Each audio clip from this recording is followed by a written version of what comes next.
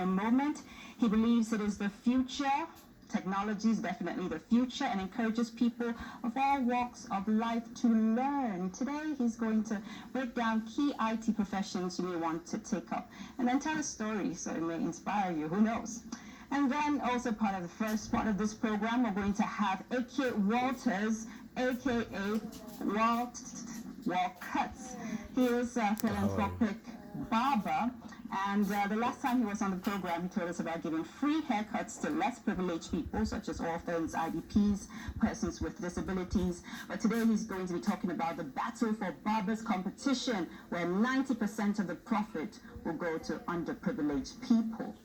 Then hey, today, as I said earlier, is the 6th of April 2021, and it's the International Day of Sports for Development and Peace, initiated to recognize the role of physical activity in people's lives world over, especially during the season of COVID-19, the pandemic.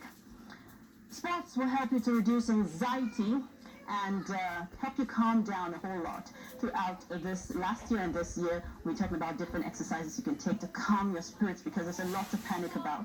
But then professional sports definitely provides employment and income. We'll be discussing that and coming on to a moment last year when we worked out right here on Cameroon TV. But we're going to start off with our history page, and we'll look at the history of the World Health Day, existing since 1950. The segment of the program, he is Walters, aka Kiawi engineer and founder of Kiawi Tech IT Academy, a database institution. You're welcome. Thank you so much. You're welcome to Cameroon Feeling. How are you doing? I'm doing good. How about you? I'm doing fine. Okay. Okay. So let's start off with opportunities. What's your take on opportunities? How do we grab them? How do we identify them? Yes. What do you think? Well, one thing is that the youth of today have to understand that we have opportunities everywhere, and you need to be able to identify those opportunities and make maximum use of it. Most of us actually study just for someone to hire us. My message today is that we have to change that mindset. To come up with a mindset of entrepreneurship, where you don't only study because you need a job, you study because you want to use the information, the material that you have to create employment. And once you have that mindset, you will see opportunities everywhere around you.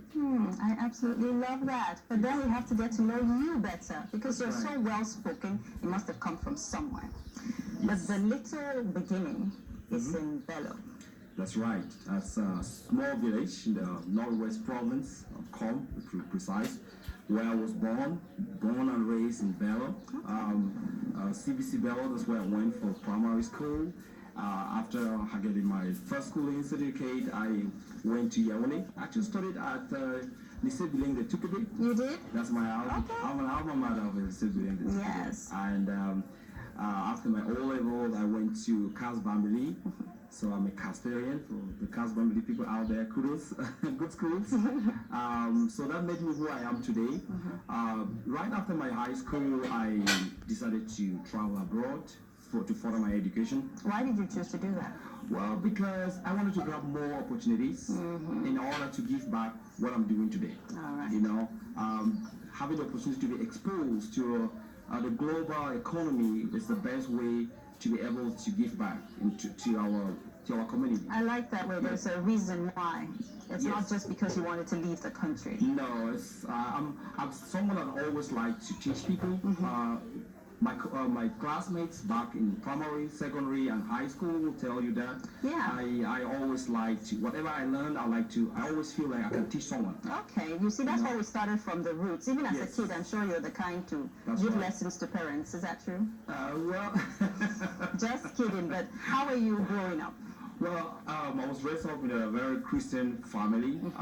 My parents are very religious, and they trained me well. I think they put some real moral values into me, and that's has been the foundation. That's what has really guided me till today, and I still stick by those values. I know where I'm from, no matter how I travel around the world. Yeah. I still stick to my roots, and that's why I'm here. I'm back here because I feel that I need to keep spreading the message, what I've gotten.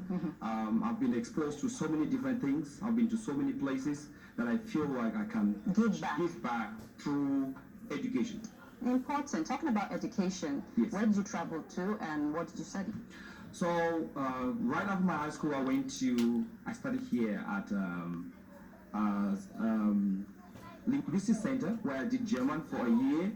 I studied German. I had ZDAV. Back in those days, you needed ZDAV. I think now it's different. Okay. Now I went to Germany, spent about 2 more years just trying to get a German level 3 to be able to enroll into the university. So I finally got that. You spent 3 years? 3 years after my high school, Wow. just studying German. It's a tough one though. German You is knew exactly what German you is not wanted. an easy language, yes. So once I did that, I went into engineering. I did process engineering at the University of Mannheim, Fachhochschule Mannheim.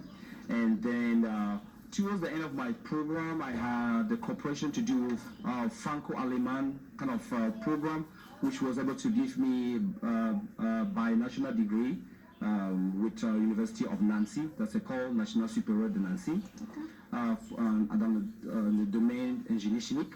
So that's how I went into chemical engineering. I see. Then went to Nancy for about 2 years after spending 4 years in Germany. But I was going back and forth because it was kind of program linking those two countries. So when I was getting towards my master thesis, the program, the fellowship as they call it, I had to choose a place to go to. I didn't want to go back to Germany because I already know the culture. I didn't want to stay in France because I already been there for 2 years. So I started looking around, applying in different countries. So I finally ended up with a position in Netherlands, in Deventer. That's a city north of Netherlands. So I went there at chemical industry, where I did my internship. That was actually doing quantitative analysis, measuring some kind of different forms of carbon polymorphs in bitumes. So Don't worry too much about that because half of us don't really understand all of it, but we understand you study chemical engineering. Yes. Now, the most interesting part of the story is how you switched to technology. That's very correct. Information technology. Immediately after that, I got a position at the University of Amsterdam to do my PhD. So I did a PhD in nanoscience, did more of quantitative analysis. That's when I started going into the field of data analytics. Right. So I did some molecular science, compare results, do calculations, and then when I finished with that, I was working in the lab, doing some teaching in the lab, and kind of got to a point where I wanted to switch in my career. Then I moved to the US. Then that was when everything just exploded. Now in the US, I kind of, when you move to a new country, there's always challenges. Like starting from scratch, trying to get integrated into society, figuring out what is good for you. And I kind of looked at myself and felt like I needed to do something that I would be able to give back, have a direct impact. Even though as a scientist, I was still doing impact in people's life, but I wanted more of that direct impact. So I went into database administration, which is the IT field that I am today. What is that? Explain. So every one of us is a database administrator. You sitting here, you are already one. You have a phone, and that phone has contact information in that phone. So you are already a database administrator, even without knowing that. Now, every single time, you don't want to lose that phone and lose the contact, because it means you have to get all the contacts again and so on. Now, all of us use WhatsApp, and WhatsApp has messages on it. We want to switch phones and still be able to keep some of those messages, pictures, videos, all those kinds of things. Now, that is managing, that is a database that has to be managed. Now, think about it in a bigger perspective. For example, a company like MTN, Camtel, Dangote, all this UBA Bank, all this CRTV. they have a whole database of employees, employee IDs, all that needs to be managed. Someone has to manage that to make sure that it's always there, it's available when people need it, and that person is called a database administrator. Oh, you've broken it down so beautifully. Yes. Now I can explain it to someone else. Yes. So that's who you are right now. That's right. So I actually went more into cloud computing. I started off as database administrator. It's still part of it. I'm more right now into cloud computing, but I still do teach for database administration. Yes. And the reason why I think that this is something for youth nowadays to know is that we have so many opportunities. I mean, these are careers that pay millions. People don't even know this. Wow. But the thing is that you are not only limited here. If you are Cameroonian or you're watching it from anywhere around the world, you're not only limited to where you are. You can outsource yourself to any part of the world because work from where you are. Work from where you are.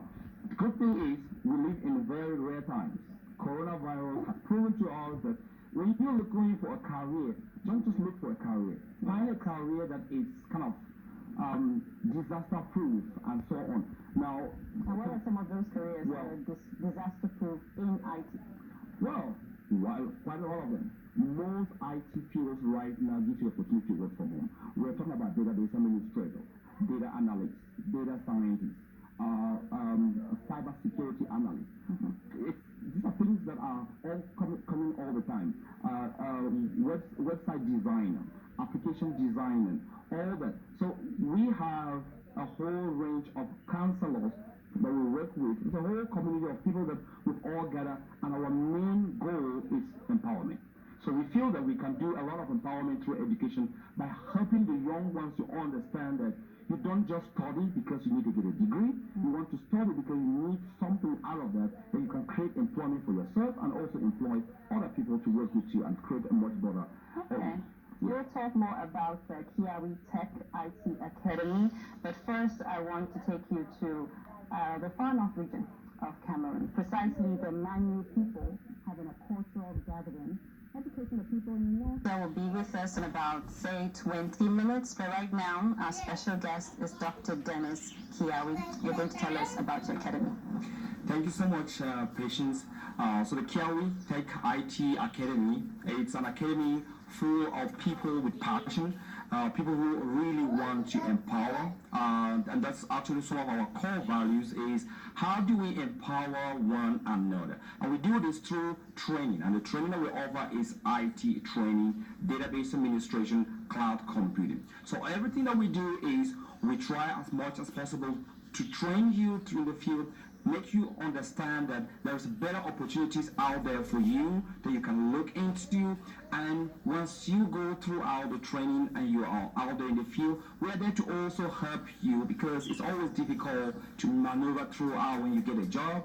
And then eventually we have a whole community where we meet like every Tuesday, like today, where we have people that are testifying their journey online. So all our classes are going through online, through Zoom. So you look at Kiawi Tech online, www.kiawitech.com, or the YouTube channel or Facebook channel. You see a lot of things that we do. We have mentorship programs, we have career orientation programs, we have on-the-job support, and all this is done to make sure that once you are within this community, you are always informed because IT industry is something that changes so fast. Wow, Dr. Kiawi, what's beautiful, first of all, is that you have trained over 40 professionals, which is a big deal, but also, most importantly, at any age, people are welcome to learn. That's right. And please share the website again so they can go there after the conversation. That's right. It's www.kiawitech.com, so KIAWICECH kiawitech.com. We have that on YouTube, Instagram, or Facebook. One thing I want to say is that we've actually trained over 400 candidates. Right now, as we speak, the current batch is going on. We have over 250 trainees. We don't call them students, we are all trainees. Trainees, because you keep learning. Yes. And that's a constant in life, never stop learning. And as you said, technology, somebody actually said this, and I love it, said technology is the new oil. Yes. So you have to take it seriously. Everybody wants it, get the skills and the lessons, the knowledge. Yes, right. that's really important. Thank you again, Dr. Kiawi. Thank you We so much. have to separate now. Thank you so much. Hopefully some other time we'll have even a longer conversation. It was a pleasure being here with you. Thank you so much. Thank you too, but it's time for us